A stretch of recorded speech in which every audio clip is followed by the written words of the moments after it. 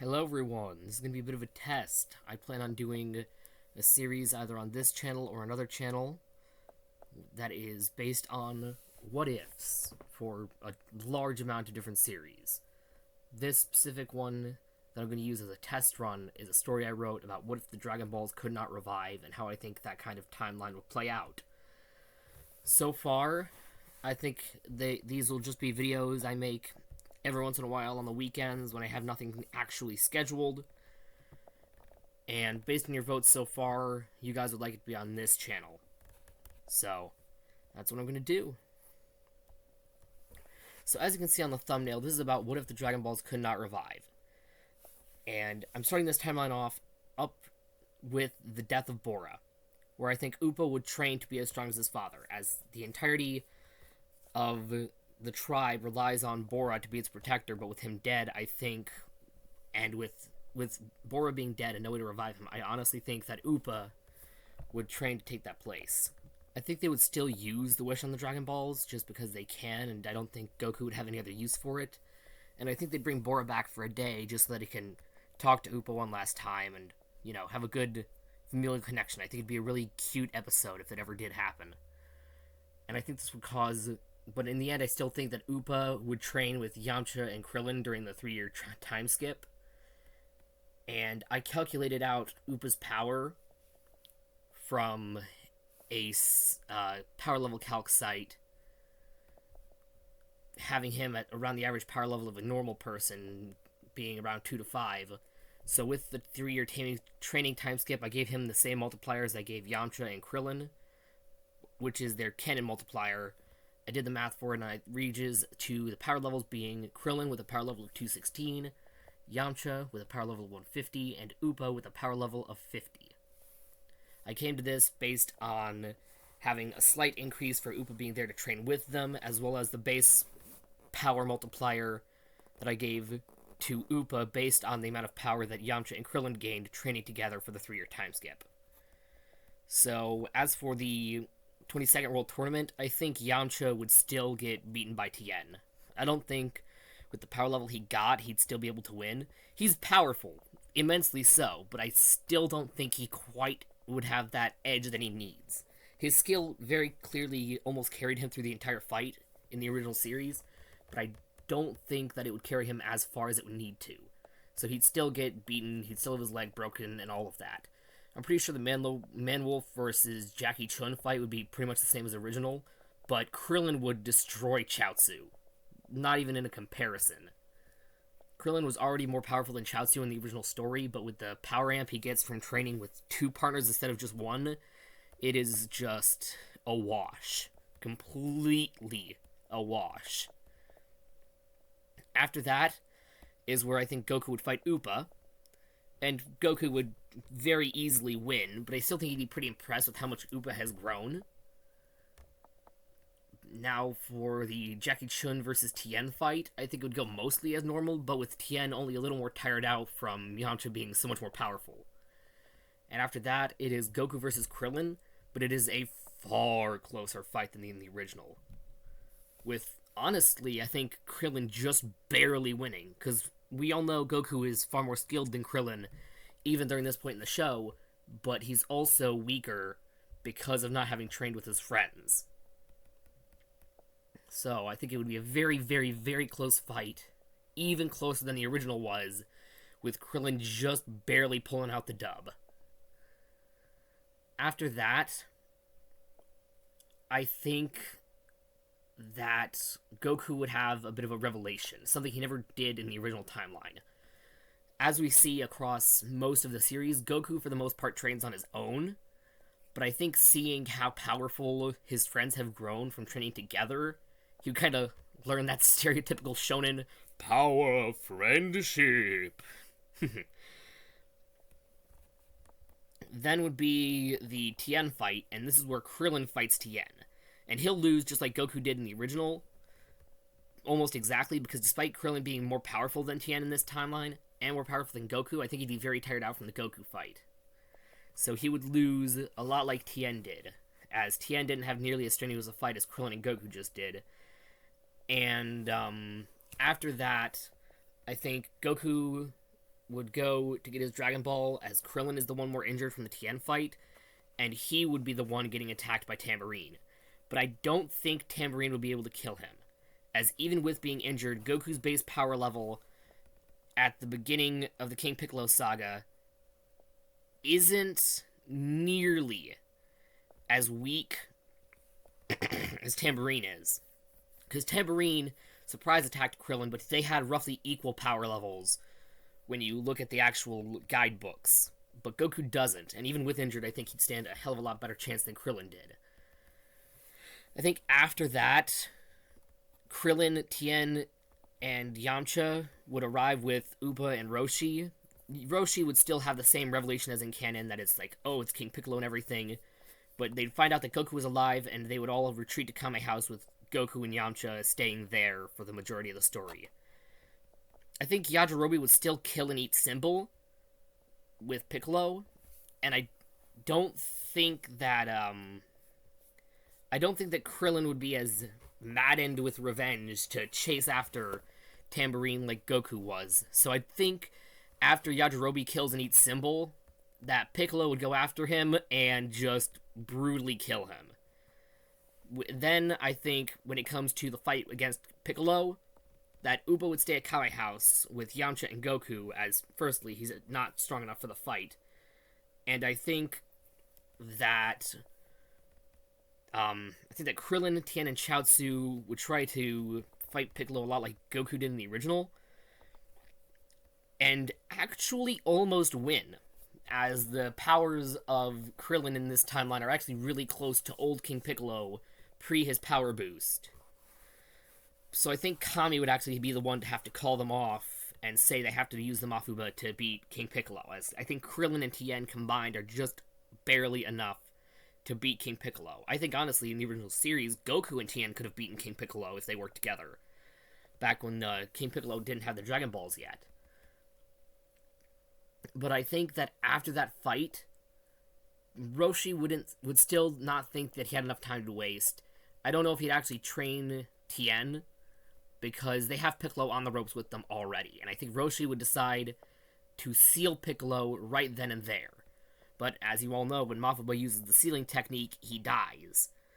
So that's it. King Piccolo is sealed away, and I don't think he'd be able to break out in this timeline, as all of his kids would have probably just been killed off by the larger and more powerful group than there was in the original fight against old King Piccolo. And with that, I don't think anyone would be trained with Kami, as he wouldn't view any of them as worthy. Tien and Chaozu, first of all, had just come off of the path of evil, and Krillin still isn't the best guy at this point in the timeline. He's still not a very nice dude. He's better, but he's not the Krill Dog yet. He's not everybody's best friend just yet. And with nobody training with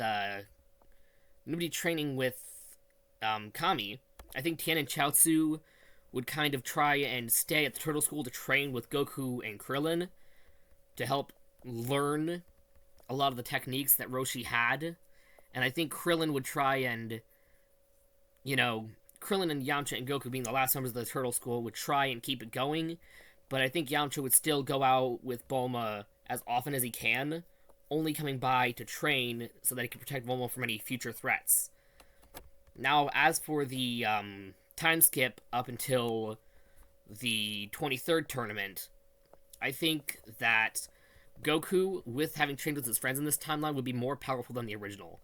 And the power levels, I think, would go out to Goku at 540, Krillin at 432, Tien at 360, Yamcha at 300, Chaozu at 180, and Upa at 200.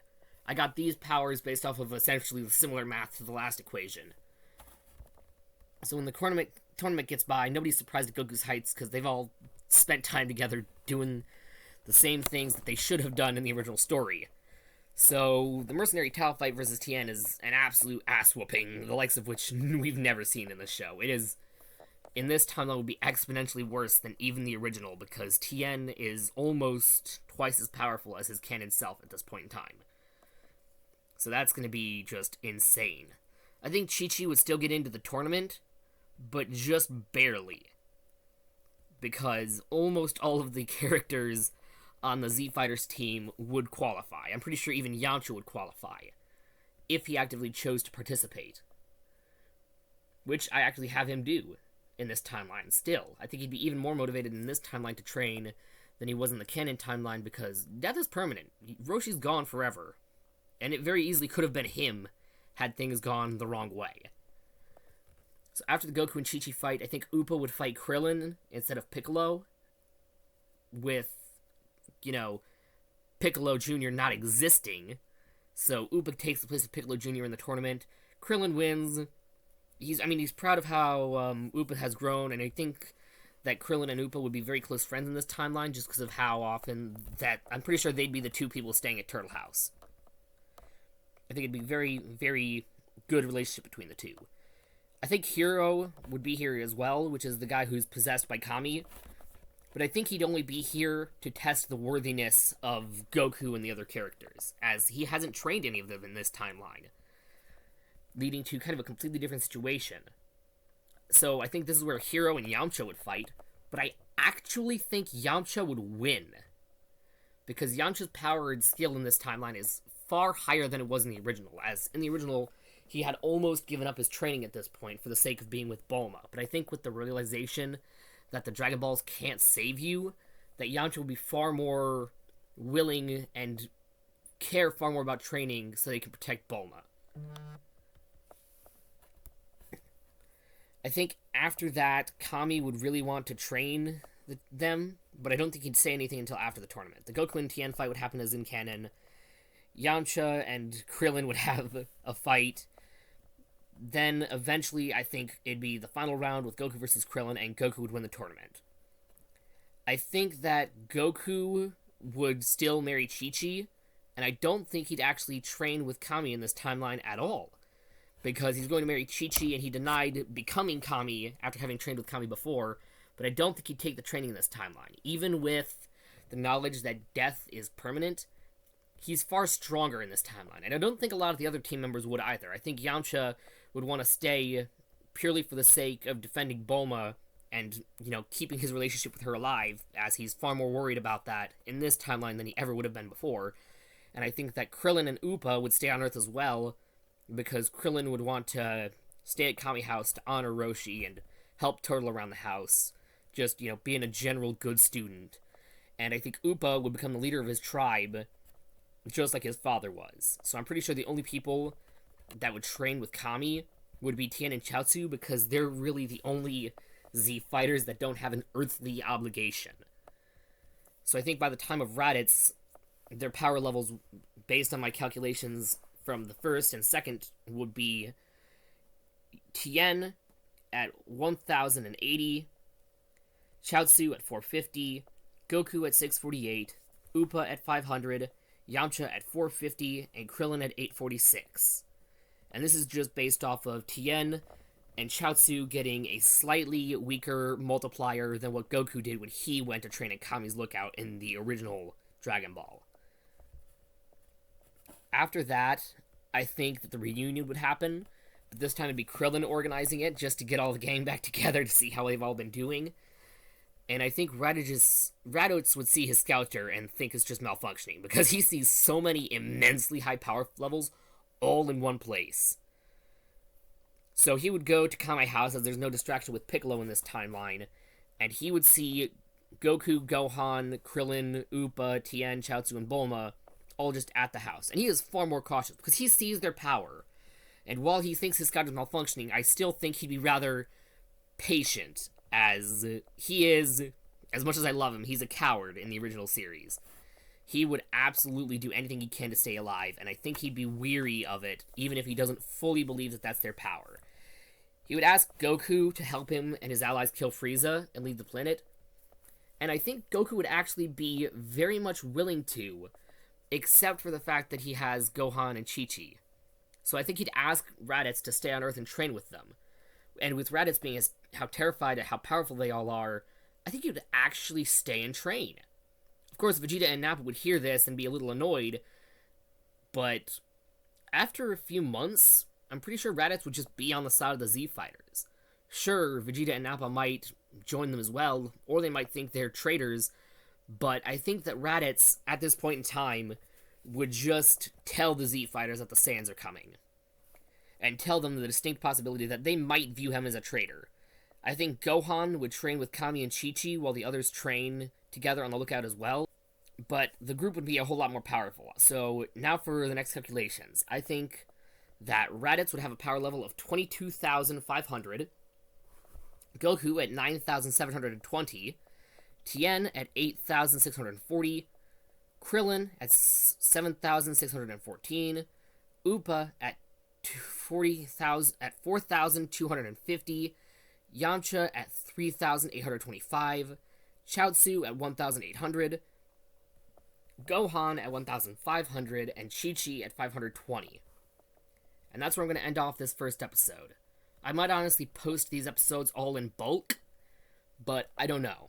Maybe I'll post multiple What If episodes a day on the days that I do What If episodes, considering how short I plan on making them. But I hope you all enjoyed this one, and I'll see you all next time. Bye-bye!